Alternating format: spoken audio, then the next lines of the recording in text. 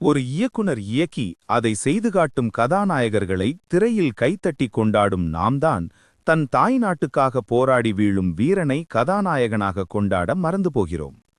அக்பருக்கு ஒரு நாளும் அடிபணிய மாட்டேன் என்று மேவார்க்காக தன் இன்னுயிரை கொடுத்த மகாராணா பிரதாப் பற்றி இந்த வீடியோவில் காண்போம்.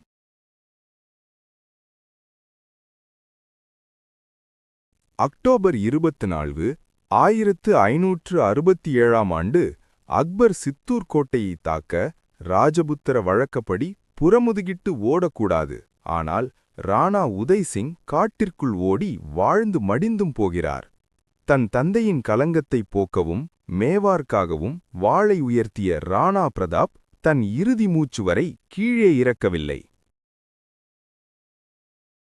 அக்பர் ரஜபுத்திரர்களுக்கு பெரிய பதவி அளித்து நட்பு பாராட்டினாலும் அதில் ராஜ்ய விஸ்தரிப்புக்கு தந்திரம் ஒளிந்துதான் இருந்திருக்கின்றன.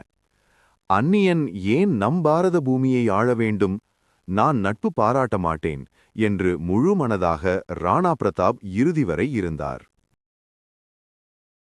அக்பரின் படைபலத்தைக் கண்டு அக்பரிடம் நட்பு பாராட்டிய பல ரஜபுத்திரர்கள் ராணா பிரதாப்பிற்கு உதவ முன்வரத் தயங்கினர். எந்த நட்பு ராஜ்யத்தின் கதவை தட்டினாலும் கதவை யாரும் திறப்பதாக இல்லை. அவரிடம் இருந்தது தன்னம்பிக்கை, மன உறுதி. சேத்தக் என்ற அவரின் ஆஸ்தான குதிரையும் அவரின் நண்பன் ஜாலா மான்சிங் மற்றும் அவரின் வீரத்தை நம்பி நின்ற சொற்ப படைகள் மட்டுமே.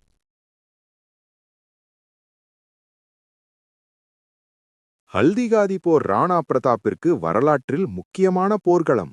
அக்பரின் படைக்கும் ராணா பிரதாப்பிற்கும் இடையே கடும் போர் நடக்க அவரின் குதிரை சேத்தர்க் குதிங்காலை அக்பரின் படைத்தளபதி மான்சிங் யானை மீது வைத்து போர் செய்த நிகழ்வு புல்லரிக்கச் செய்யும் அனைவரையும். போரில் அதிகம் அடிபட சேத்தக் ஒற்றை கால் இழந்தாலும் அடிப்பட்ட ராணா பிரதாப்பையும் காப்பாற்றி ஆரவள்ளி காட்டில் மறைந்தது. நண்பனை காப்பாற்ற ராணா போன்று உடை அணிந்து போர் புரிய அக்பரின் வீரர்கள் ராணா பிரதாப் என்று ஜாலாமான் சிங்கையும் கொன்றுவிடுகின்றனர். ஒரு காலிழந்த சேத்தக் குதிரை உயிரிழக்க அதே இடத்தில் இன்றும் சேத்தக் குதிரைக்கு சமாதி அமைத்திருக்கின்றனர். வரலாற்றில் ஒரு குதிரைக்கு சமாதி நிறுவப்பட்டது சேத்தக் குதிரைக்கு மாத்திரமே. முகலாயர்களுக்கு என்றும் அடிபணிந்து வாழாமல் சுதந்திர காற்று சுவாசிக்கும் வரை, மேவார் புத்துயிர் பெறும் வரை சித்தூர் அரண்மனையில் அவர் வாசம் செய்யவில்லை. அதுவரை கட்டாந்தரையில் படுப்பதே எனக் குறிக்கோளோடு இருந்தார். காட்டில் பழங்களை உண்டு கொரில்லா தாக்குதல் நடத்தியும் வாழ்ந்து கொண்டிருந்தார் மகாராணா பிரதாப் அவர்கள். ஜனவரி 15, 1597ஆம் ஆண்டு புலியை வேட்டையாட சென்றபோது தவறி விழுந்து அடிபட்டது. அடிபட்ட ராணா பிரதாப் அவர்கள் மண்ணுலகை விட்டு விண்ணுலகம் சென்றார். சாகும் தருவாயில் கூட மகன் அமர் சிங்கிடம் என்றும் முகலாயர்களுக்கு அடிமைப்பட்டு விடாதே என்று கூறிவிட்டு தான் இறுதி மூச்சை விட்டார். இதுபோன்ற கதைகளுக்கு, தகவல்களுக்கு ஆரோன்ஸ் ஆர்கைவ் பக்கத்தை சப்ஸ்கிரைப் செய்யவும்.